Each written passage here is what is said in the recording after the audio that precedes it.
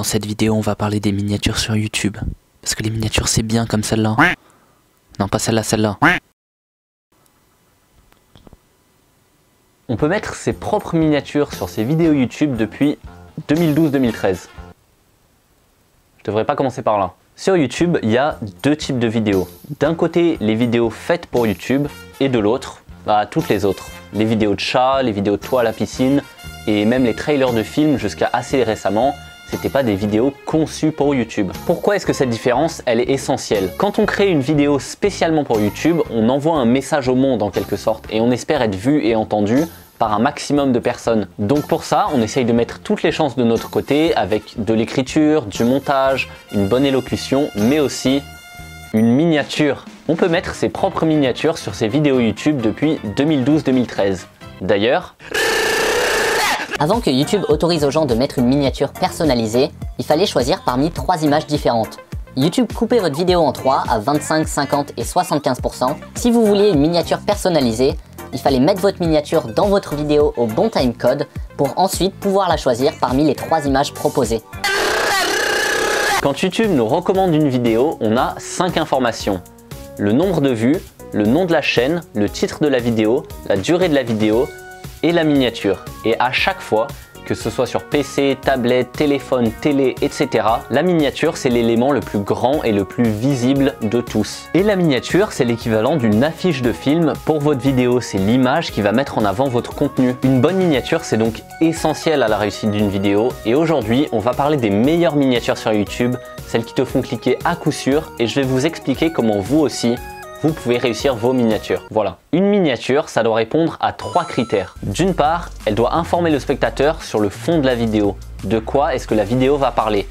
Et dans ce sens, elle complète le titre en quelque sorte, puisqu'elle rajoute des informations sur le contenu de la vidéo. Le meilleur exemple pour ça, et qui est très simple, c'est le Dr Nozman qui met en évidence sur ses miniatures les objets incroyables dont il parle dans ses vidéos. Par exemple, s'il va parler d'un gyroscope, il va mettre un grand gyroscope à côté de lui sur la miniature. D'autre part, elle doit informer le spectateur sur la forme de la vidéo.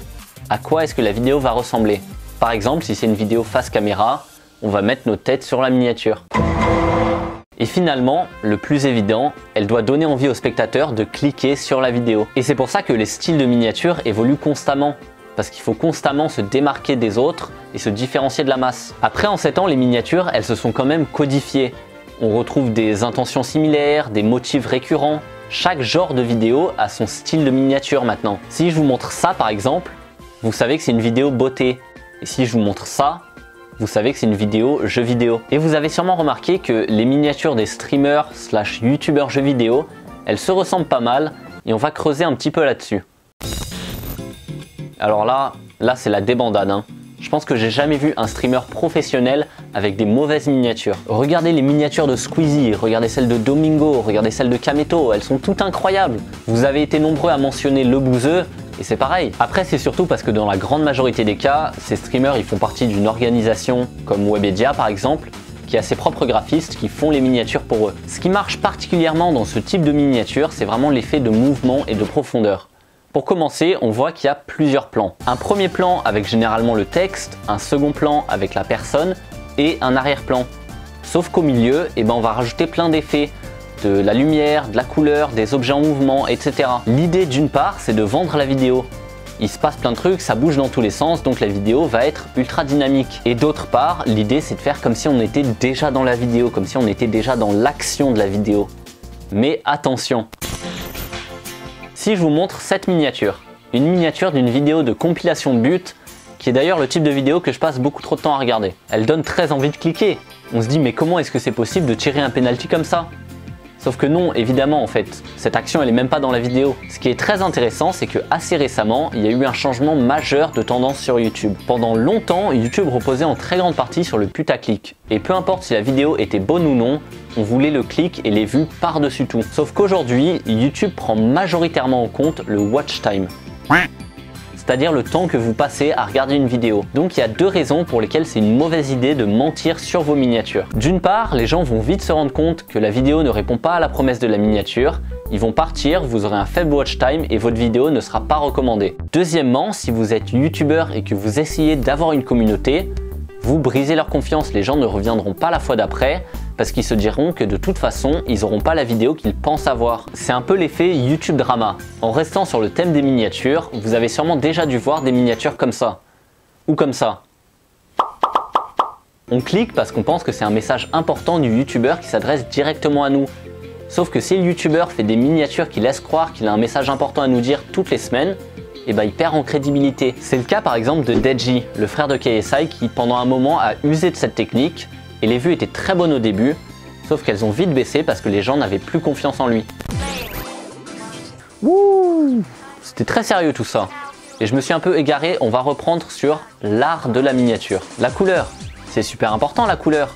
Une miniature colorée, elle retient d'emblée l'attention. Une bonne méthode pour colorer vos miniatures tout en gardant des couleurs qui vont bien ensemble, c'est d'utiliser Adobe Color. Avec la roue chromatique, vous pourrez choisir un ensemble de 5 couleurs complémentaires que vous pourrez intégrer à vos miniatures. Voilà, c'était une petite technique rien que pour vous. Et comme exemple, je voulais vous montrer les miniatures de Jerry Rig Everything, un youtubeur qui teste la durabilité et la résistance des téléphones portables. Et dans ces miniatures, la couleur est très bien amenée.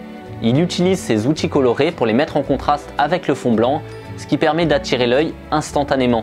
Un visage, et pas obligé que ce soit le vôtre, juste une personne, un humain, crée directement une connexion avec le spectateur. C'est ce que je faisais déjà avant de mettre ma propre tête sur les miniatures, et en plus, ça aide forcément à combler l'espace. Parce que qui dit combler l'espace, dit forcément composition. La composition, c'est l'agencement des différents éléments sur votre miniature. Pour les miniatures, puisque c'est de ça dont on parle, on reprend souvent les mêmes règles qu'au cinéma, et je vais vous donner les plus importantes pour moi. L'idée, c'est que d'un côté, il y ait un gros élément et de l'autre, plusieurs plus petits éléments. Après ça, c'est la version simplifiée de ouf. Évidemment, ça va beaucoup plus loin que ça. En fait, ce qui est pratique, c'est que d'un côté, on met une personne et de l'autre, d'autres éléments en relation avec la vidéo. Voilà, c'est ça. Ça parle de lui-même, on essaye de mettre les différents éléments de la miniature sur les lignes. Dites-vous aussi que ce type de composition est utilisé pour la plupart des plans dans une grande majorité des films grand public. Alors celle-ci on la voit moins souvent et là on reprend vraiment l'idée des posters de films. On veut qu'il y ait un équilibre symétrique, donc on centre l'élément le plus important et on met autre chose sur les côtés tout en gardant cet équilibre. On veut pas que la miniature penche. Regardez cette miniature que j'ai faite pour ma vidéo l'histoire de Tyler One. Si on grossit ne serait-ce qu'un tout petit peu un des côtés, on a l'impression que ça tombe et du coup c'est moche. Ce qui est important à retenir, c'est qu'en utilisant une composition centrée, on dégage d'emblée un sentiment de sérieux. On parlait un peu plus tôt des vidéos de drama et même si le concept est un peu différent, on garde cette idée du message important. Je vais survoler certains des effets que vous pouvez rajouter sur vos miniatures, comme du mouvement, de la vitesse, des lumières, du flou, pour passer directement au texte. Le texte sur les miniatures, ça prend la tête, je vous jure. C'est ce que je déteste le plus faire, parce que c'est tellement dur à agencer en fait. Le texte, il a un rôle un peu particulier parce que la vidéo, elle a déjà un titre. Donc si on rajoute du texte, c'est pour apporter des informations secondaires, voire une mini description de la vidéo. Dans la vidéo sur les miniatures de Keemstar, je disais qu'il était important de trouver un mot fort, le mot qui attire l'attention et qu'il faudra mettre plus grand que les autres. Ce qui va être important, c'est d'identifier le mot fort, le mot qui va attirer l'attention. J'ai pas parlé de la taille des différents éléments parce que je voulais garder ça pour le texte qui, je pense, en a le plus besoin. En utilisant différentes échelles sur votre miniature, vous guidez le regard du spectateur et vous lui donnez l'ordre d'importance. Par exemple, si je mets deux mots sur ma miniature, nul et bien, mais que je mets le mot nul beaucoup plus gros que le mot bien, et ben on va comprendre direct que ça va être plus nul que bien. Vous avez déjà dû voir les miniatures de Masqué qui est un des meilleurs à mettre du texte sur les miniatures. Tout simplement parce que son texte s'intègre très bien au reste de la composition. Regardez ça, putain, les lignes du texte suivent celles du masque. C'est un truc de ouf. Mais aussi, et comme je le disais avant, on retrouve cette notion du mot fort, le mot plus grand que les autres qui est mis en avant. Donc premièrement, gérez la taille des différents mots de votre texte. Et deuxièmement, utilisez la police de texte la plus lisible possible. Franklin Goff, Burbank, même Arial en Black font très bien l'affaire. Là où se trouve une difficulté additionnelle, c'est qu'en plus de devoir respecter les codes de telle ou telle catégorie de miniature, il faut essayer d'avoir votre propre style de miniature, un style qui s'inscrit dans la continuité de l'identité graphique de votre chaîne. En fait, il faut que les gens, lorsqu'ils voient la vidéo, ils se disent à la fois c'est une vidéo sur Fortnite et c'est une vidéo de Rodrigo. Le meilleur exemple que je connaisse, c'est les miniatures de la chaîne de Lemino, qui est d'ailleurs ma chaîne préférée sur YouTube. Depuis plus de 6 ans, il utilise le même style de miniature, des sortes d'illustrations 2D.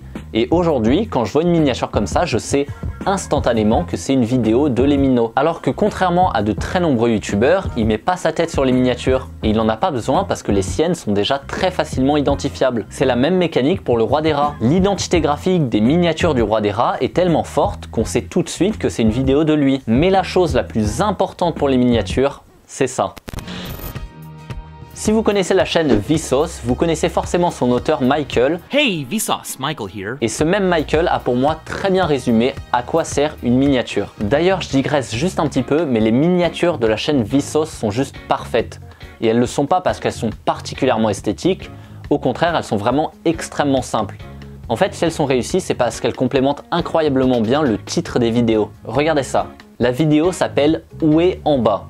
Donc déjà, c'est une drôle de question qui interpelle. Mais sur la miniature, on voit un objet et on comprend pas ce que c'est. Sauf qu'il y a forcément un lien entre le titre et l'objet. Donc on clique pour avoir notre réponse. Je reprends sur la conclusion. Pour lui, une bonne miniature, c'est un filtre qui permet aux bonnes personnes de vous trouver. Les gens qui vont être intéressés par votre contenu et qui sont susceptibles de s'abonner. Une bonne miniature, c'est donc une miniature qui illustre ce dont vous parlez. Et c'est pour ça qu'il faut que vous soyez vous-même lorsque vous faites des vidéos. Parlez de choses qui vous passionnent et vous verrez qu'il y a beaucoup de gens qui ont les mêmes passions que vous. C'est beau ça, non ?